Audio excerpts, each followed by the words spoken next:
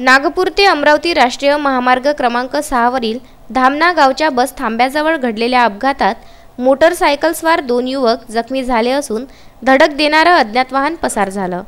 नागपूरवरून कारंजाकडे जात असताना 20 वर्षीय सचिन दशरथ डोंगरे व 21 वर्षीय वैभव वसंतराव विनकर हे दोघेही शाईन मोटरसायकल क्रमांक MH40 BV 6143 ने गावाकडे जात असताना सायंकाळी 5च्या सुमारास धामणा गावाच्या बस थांब्याजवळ अज्ञात वाहनानं त्यांच्या दुचाकीला जोरदार धडक दिली। धडक इतकी जोरदार होती की दोघेही किमान 10 फुटापर्यंत फेकल्या गेले। यात दोघेही युवक जखमी झाले। हे दोघेही युवक मिहान कंपनीत कामाला असून 26 जानेवारी राष्ट्रीय सणासाठी गावी जात असताना त्यांचा अपघात झाला। घटनेची माहिती कळताच मार्गावर बघ्यांची भीड वाढली व क्षणार्धात घटनेची माहिती हिंगणा पोलिसांना देण्यात आली।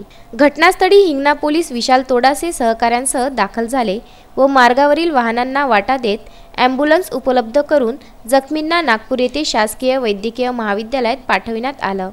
घटनेचा अधिक तपास पोलीस करीत आहे। जितेंद्र उके, विदर्भ न्यूज, नागपूर।